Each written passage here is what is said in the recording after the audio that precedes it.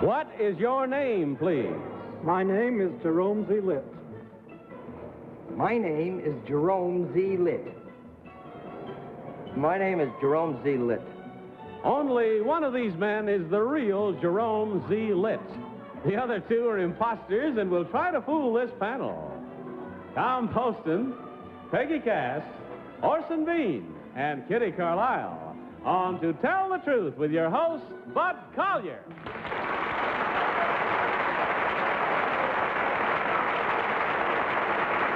Thank you very much. Welcome once again to Tell the Truth. Good evening, panel. Good evening, Bob. That's my panel. We are brought to you this evening by Winston Filter Cigarettes. Well, I'm sure you're all ready to play, so let's open up that envelope, if you will, where you'll find the copies of the story that I'm about to read. Follow along, please. I, Jerome Z. Litt, am a physician. Once a year, I take on an extra job. I work as a supernumerary or spear carrier for the Metropolitan Opera Company when it pays its annual visit to my hometown. Supernumeraries are those extra people which opera companies hire to help fill the stage for crowd scenes. At home, we are paid $1 for each performance and are warned never to get carried away and start singing. During the past 10 years, I have appeared in 25 different roles. The high point of my career occurred this season when I came to New York City and appeared in 2 operas on the stage of the Metropolitan Opera House. For my New York performances, my salary was raised to $3. Signed, Jerome Z. Litt.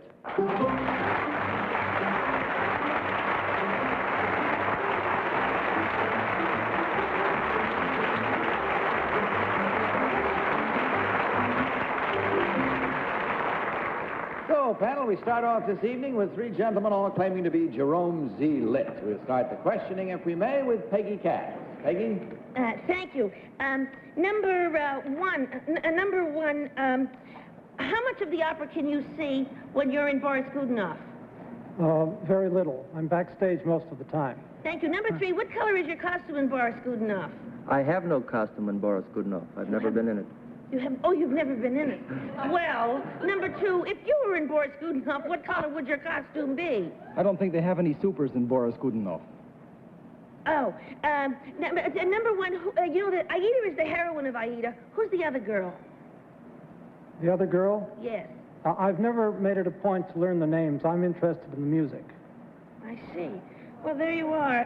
Number 2, does any old costume fit you? You know, do you have to fit the costumes to get the job, or could they be a little small or large? They might be a little small or large. A little, yes. Number... Orson Bean. Yeah, number 1, you're a thing of beauty there. Is that, what do you wear that in? Lohengrin. Oh, Lohengrin. And is that, that's by Wagner, is it not? Yes. And isn't that the one where they have all crazy, like rings of fire and dragons and everything? No. No? All right. Number 3, do you have an agent that gets a dime out of your dollar? Or? There's not enough to cut up. Oh, I see. Number 3, again, in the Met, where you performed once, what device do they have to help the people out front that wish to follow the libretto and score? Do you know? Which device do they have To help the people that want to follow the opera on paper, do you know? Well, they have a libretto that they have in their hands. Number 2, do you know what helps them follow it in their hands? The prompter? Well, I'm talking about the people in the audience.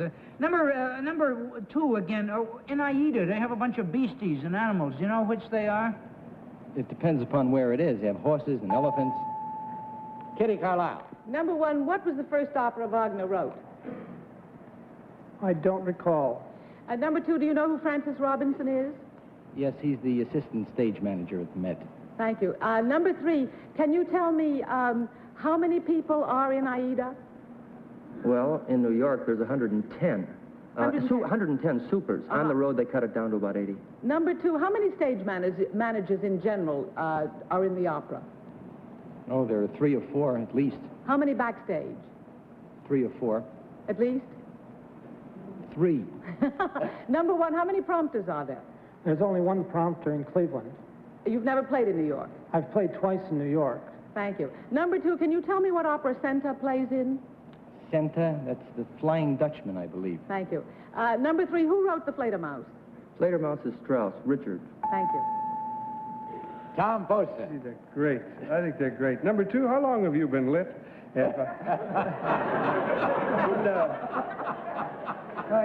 Number 3, where's the stage entrance to the Met? Stage entrance is on 40th. On 40th. On 40th. Better figure that out myself. Number 2, where's the elevator? I'm not conversant with the elevator. You know where the elevator is at the stage entrance, number 1? You go in the door, and it's on the right-hand side after you've walked about 30 feet. Where's your hometown, number 2? Cleveland, Ohio. Are you number 1? Cleveland. I heard you say, where are you from, number 3? Cleveland now, Chicago originally. Where did you do your appearing in the opera? Chicago, at the Civic Opera House. Chicago. When you were first appearing, did they ever have any trouble getting the supers off the stage at the right time? Oh, a couple. No, not really. That's all the time we have. It's time for you now to consult your librettos and mark your ballots, if you will, please. Mark them at once, without change, without consultation. Vote now, please, for number 1, number 2, or number 3. Team of challengers will, of course, be awarded $250 for every incorrect vote. Are all your ballots marked? Good. Tom, for whom did you vote? I voted for number 2. I think the elevator's on the left when you go in that thing. I took my kid to her ballet class there. And I used to be a supernumerary in some of the doily cart things, and I can remember hanging around on stage long after I was supposed to be off. So I voted for number 2. Peggy Cass. Well, I voted for number 3 because Francis Robinson isn't an assistant stage manager. He's got a very grand job indeed at the Metropolitan. And I think anybody, number 1, I think anybody who's a real opera buff ought to know the name of Aida's rival. Orson Bean. Well, I voted for number 2 because he knew that Francis Robinson was the assistant stage manager. I had no idea. Kitty, what is your choice? I voted for number 1. I don't think he's the one, but I had to rule out number 2 because of Francis Robinson, and I had to rule out number 3 because he said Richard Strauss wrote the Fledermaus, and it was Johann. Oh, well, there we have it with a widely split vote. We come now to our moment of truth. We'll find out immediately which one of these gentlemen, in truth, is Jerome Z. Litt. Will the real Dr. Litt please stand up?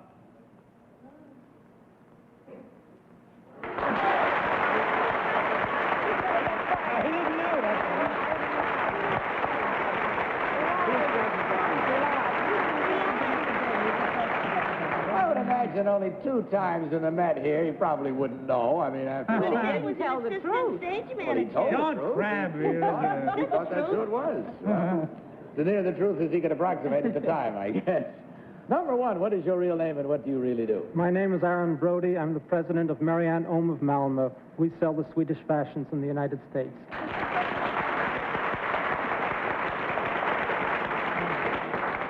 And number 3, what is your real name and what do you, Aida? I mean, what do you really do? Ramones. My name is Jack Fraser. I have a toy company in Italy, Cli Italiana. We make toys. Well,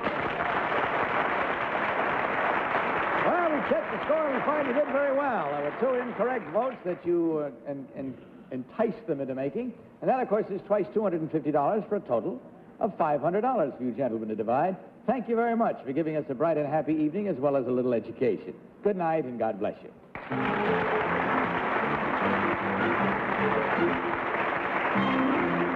right, panel, take a minute while we look at this brief. Let's meet our next team of challengers.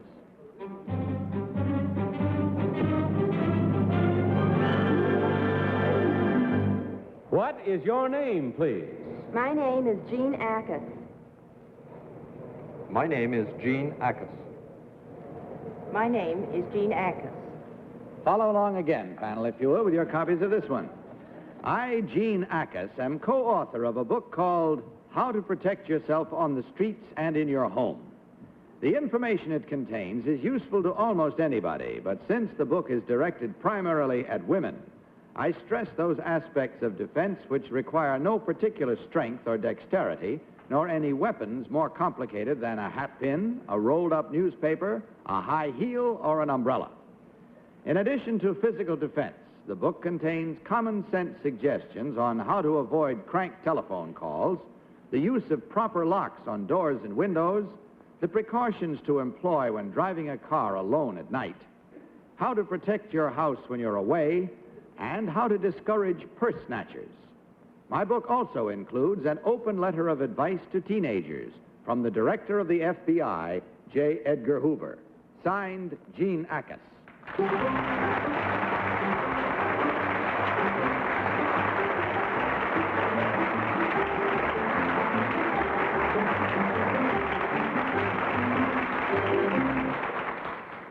Panel, these three persons all claim to be Gene Accas. Let's start this cross-examination with Kitty Carlisle. Kitty? Thank you, Bud. Whoever you are, you're doing a public service, and bravo. I'd like to ask you, number one, have you ever had any personal experience with this kind of thing that made you write the book? Yes, I have. What happened? I had my purse snatched once, and I had my apartment broken into once. Thank you. Number two, what do you do with a rolled-up newspaper? That's for dogs, isn't it? Perhaps, but it is also useful against someone who is bothering you. It is used as a jabbing weapon. In a doorway? No, against the assailant. Oh, jabbing. Yes. I see. I thought you said jamming. Sorry. I see. Number three, do you believe in chains on bedroom doors as well as front doors? No, I don't. Why? Well, I believe in case of fire or anything, it would make it very difficult for you to get out in a hurry, and it's not a bit necessary. Number two, how do you discourage crank phone calls? Among other things, you do not list your phone number as Kitty Carlisle. Thank you. Tom Poston. Thank you, Bud. Number two, who was your co-author, may I ask? John Eckstein. That's two guys writing a book about how women can defend themselves. I guess, isn't it? Unless John is a girl's name, too. It's possible. Number three, who was your co-author? Pat Carnes. That's two ladies writing a book about defense. What do you do? Oh, not necessarily. Oh, Pat, yeah, that's right. Oh,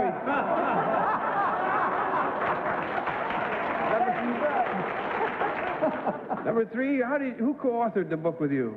Number one. Number one, I'm sorry. I'm looking right at number one and saying number one. Richard Fatale. That is a guy and a girl. What do you do to avoid crank calls, number one? One of the best things is to take a loud policeman's whistle and just blow into the phone as loudly as you can, and that will discourage them. What if the crank blows one right back at you? Don't put it up to your ear. Peggy Cass. Well, number three, when you say you can jab somebody with a rolled-up newspaper, in order to hurt it would have to be the Sunday Times.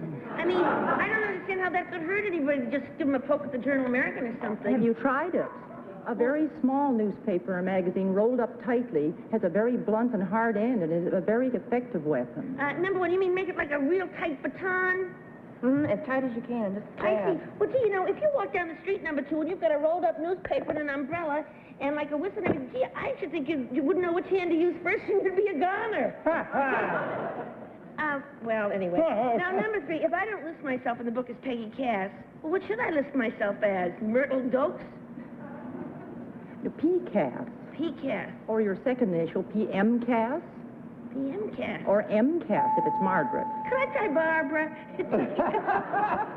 Orson B. Somebody gave me an awful zutz with the Reader's Digest once. I can testify. Number two, do most men get crank calls, or is it mostly women? I mean, do some men? I mean, I ask because I live in the village. No, but... Generally, random calls are made by the telephone crank caller, so it's entirely possible that they would come to men. Mostly they are to women, however. I see. Well, that's what makes America great. Number one, do you know what this little device is that lets out a spray of tear gas that you can carry in your purse? Or Yes, wherever you like? it's pocket-sized pen. Yeah. But it's illegal in the It's state. illegal in certain states, right? Yes. Number three, do you know about the whistle that turns on and won't turn off until you break it or send it away? Yes, that's the former burglar alarm, you mean? Yes. Yes. That's all the time we have. So just mark your zets, if you will, as fast as you can. Mark them accurately and, of course, without any consultation and without changing once you have marked your ballots. Select number one, number two, or number three. Somebody snatched my crayon while I was asking a question. I'm with you. All marked now. Okay, Tom, for whom did you vote this time? What did I do here? I voted for number three, but, I don't think number 2 probably would have too many high heels in his possession at any given time. And some of these things are all listed about women, what women should carry and so forth. So I voted for number 3. Peggy. Well, I voted for number 3 because it seemed we should give a lot of attention to the telephone calls. And also, I like that she was indignant when I said a newspaper wouldn't work. I believe you, lady. Orson B. I think it's number 2. I think that he looks like a fellow who would write how to protect yourself for fun and profit. I don't know. Kitty Carlisle. I voted for number 1 because when she said she had had her purse snatched and had had another mishap, I felt that it was done from really personal experience. Well, you've certainly all come away from last week's record, haven't you, huh? So much unanimity last week and so much accuracy, too. It's all split wide open again. We have 1 for number 1, 1 for 2, and 1 for 3. Let's go with that. Find out now which one of these persons is Gene Accas. Will the real Gene Accas please stand up?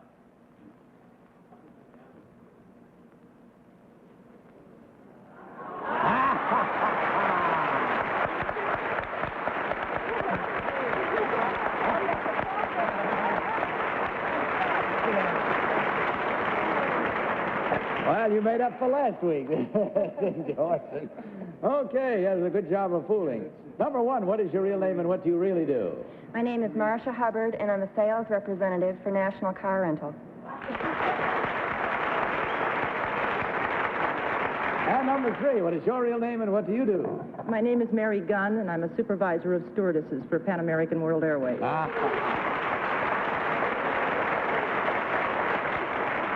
Well, ladies and gentlemen, you did well. You forced the panel into making 3 mistakes at 3 incorrect votes as before at 3 times.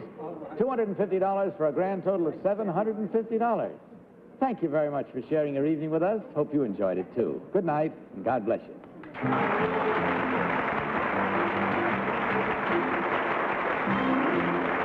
If you're interested in ways to lighten your housework, watch this double suggestion. I'd like to present our 3rd team of challengers.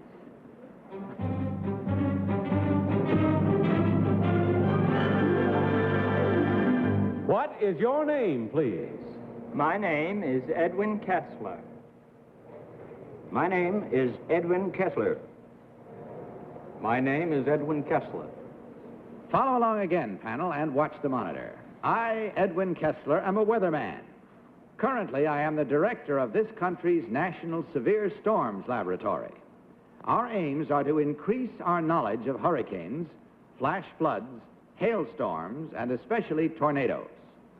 Through first-hand research, we hope to be able to not only predict a tornado's path more accurately, but also to work out more efficient warning systems. Tornadoes are by far the most violent of storms. Some 250 of them hit the United States each year. The destructive force of a tornado exists in the whirling winds at the heart of the funnel. These winds have been estimated to exceed 300 miles an hour. Signed, Edwin Kessler.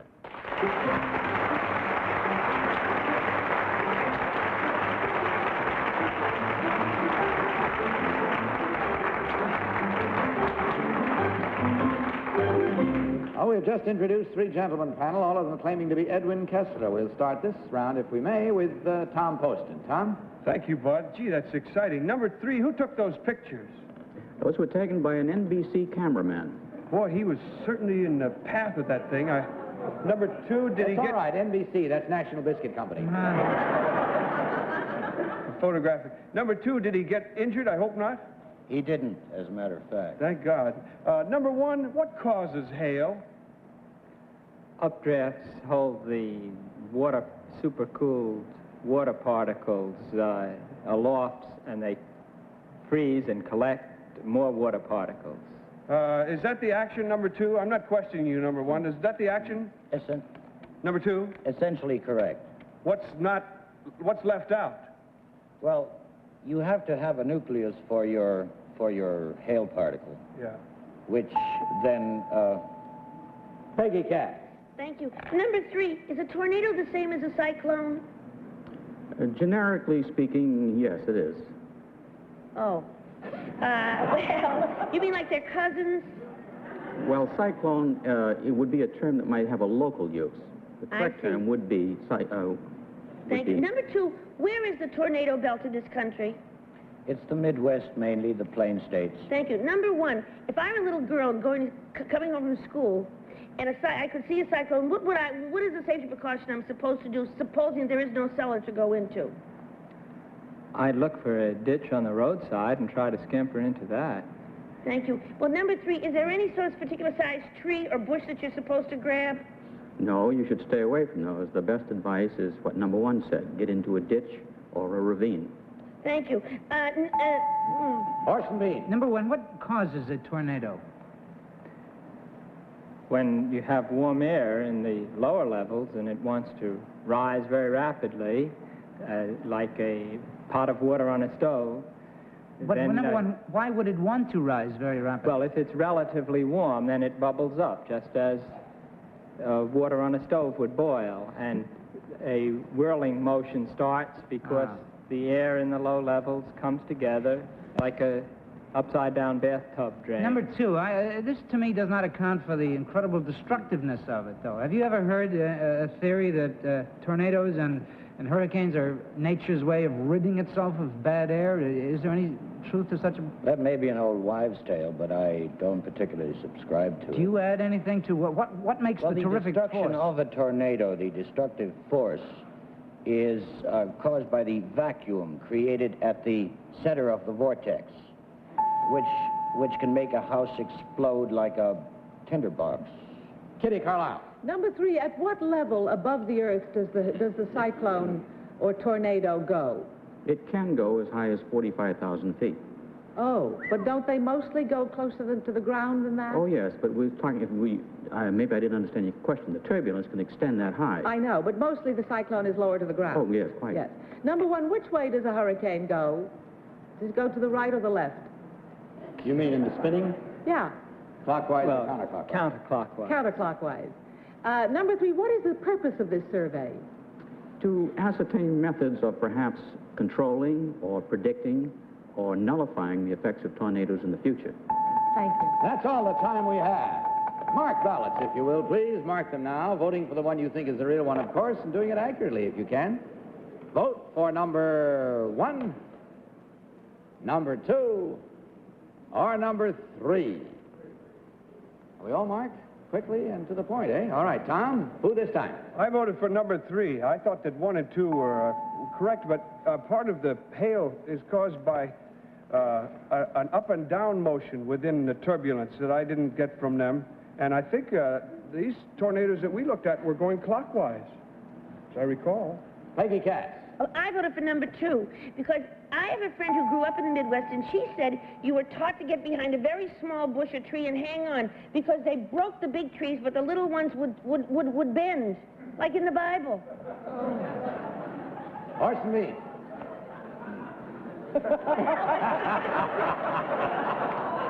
That's the sweetest story I ever heard. I voted for number 1. I don't know. Shall I go get it? No, it's all right. We'll record your vote for number 1. Kitty. I voted for number 3 because I don't have a friend who lives in the Middle West who has a little child who reads the Bible. And I liked what number 3 said. He gave us 2 choices. He said either a ditch or a ravine. And I think that was very clever. If you're going to find yourself in the path of a tornado, it's better to have 2 places to jump into. Well, you've done it again. Widely split again. 1 for 1, 1 for 2, and 1 for number 3. Okay, we'll find out now which one of these gentlemen, in truth, is Edwin Kessler. Will the real Edwin Kessler please stand up? Who got it? Orson again.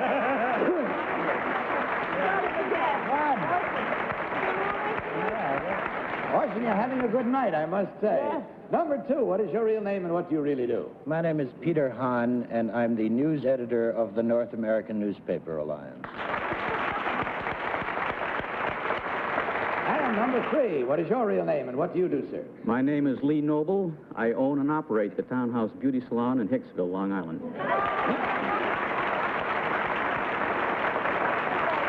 Well, again, you did well. Checking the score, we find the same as the last round, that there were 1, 2, 3 incorrect votes. That's 3 times $250. Total, therefore, again, $750. Gentlemen, thank you very much for being with us tonight. Good night, and God bless you.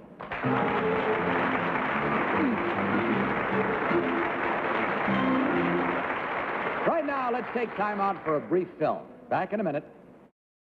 We have time for tonight, but remember to keep freedom in the future by the regular purchase of U.S. savings bonds.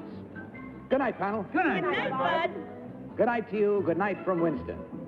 Don't forget to join us again next week at the same time. And, of course, I'll see you tomorrow afternoon on the daytime show. Meantime, don't you forget to tell the truth. Bye. To Tell the Truth is a Mark Goodson, Bill Todman production.